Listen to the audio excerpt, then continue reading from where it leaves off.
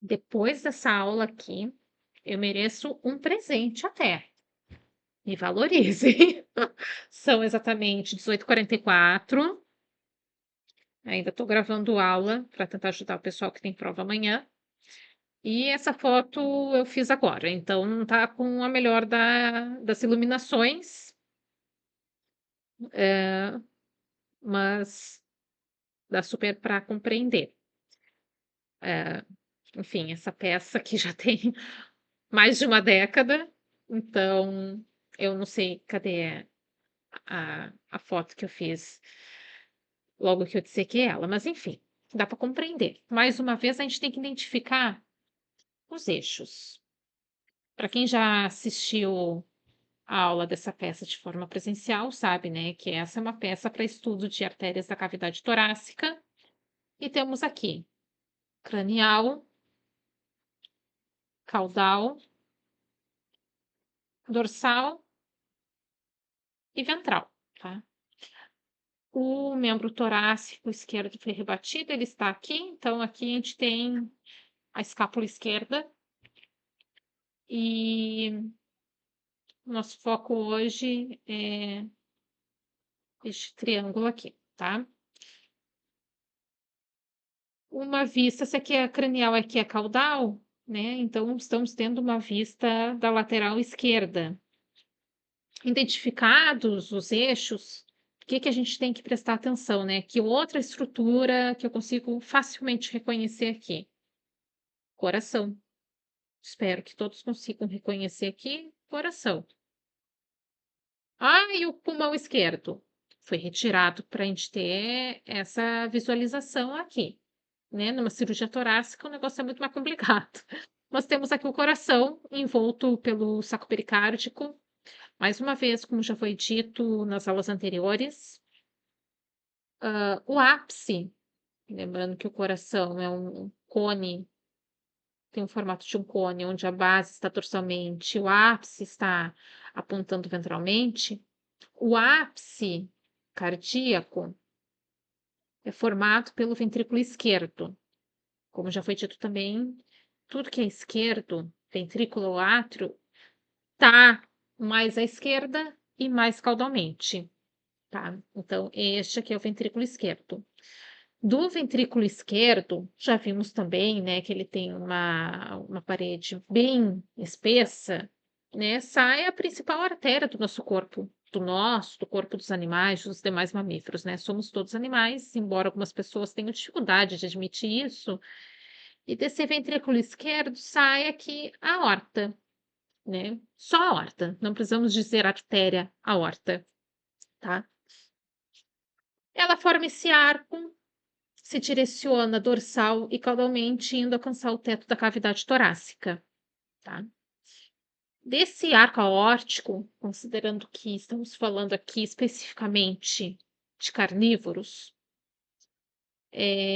tem essa artéria que sai do arco aórtico e esta aqui, tá?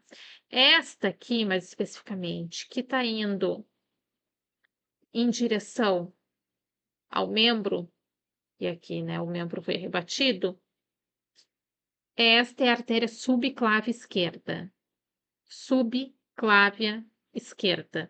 Porque na espécie humana ela passa abaixo da clavícula, daí subclávia.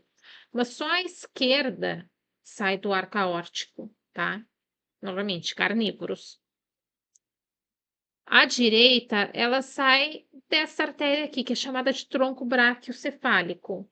Tronco braquiocefálico. Vai para os braços e para a cabeça. Desse tronco braquicefálico, então, saem vasos que vão para a cabeça. Aqui temos as duas carótidas, carótida comum esquerda, carótida comum direita. E lá no outro lado, a gente não vai conseguir ver aqui nessa foto, lá do outro lado está a subclávia direita, para emitir todos os ramos que essa subclávia esquerda está emitindo.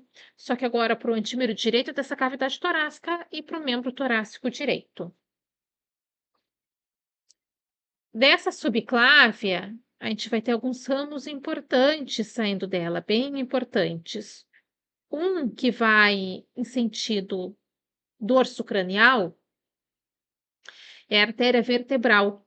Ela vai percorrer ali a região cervical através ou no interior do forame transverso, dos forames transversos das vértebras cervicais, e ela vai emitir ramos que vão penetrar no canal vertebral e vão fazer a irrigação da medula espinhal. Importantíssima, a artéria vertebral. Como ela tem que alcançar o sistema nervoso central lá dentro do canal vertebral, ela precisa se aprofundar.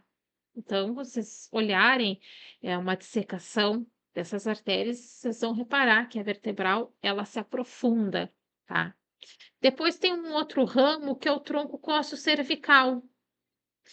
Costo-cervical, ele vai para a região das costelas e região cervical. Ela se divide numa cervical profunda, também tá, nessa foto, como tá um pouco escura, tá difícil de ver, mas ela tá bem do ladinho ali da artéria vertebral, e o tronco costo-cervical. O ramo que vai em direção às costelas emite depois a escapular dorsal e a a porção cervical é a cervical profunda, a artéria cervical profunda. Emitir esses vasos, ela vai continuar como subclave esquerda.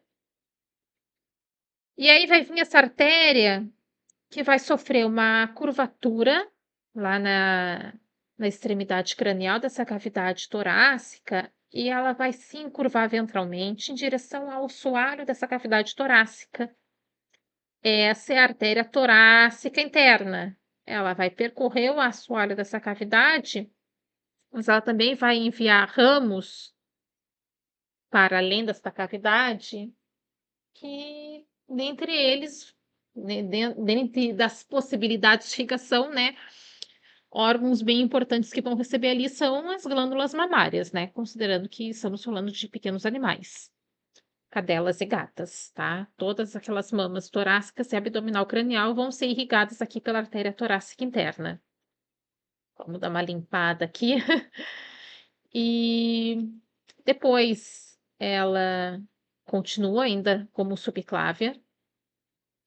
Tem um ramo fininho aqui que ela lança em direção cranial, que é a cervical superficial, mas quando ela contorna o primeiro par de costelas, ela se continua depois como artéria axilar, que vai em direção à axila. Não confundam com axial, artéria axilar, tá? E essa é a subclave esquerda, tá? Tudo que a gente viu para a subclave esquerda vale para a direita. E não esquecer que a subclave esquerda, em pequenos animais, em cães e gatos, subclave esquerda sai do arco aórtico, assim como também sai o tronco braquicefálico, mas para essas espécies a gente não chama de tronco braquicefálico comum, tá? Do tronco braquicefálico vai sair as duas carótidas comum, carótida comum esquerda, carótida comum direita e a subclávia direita.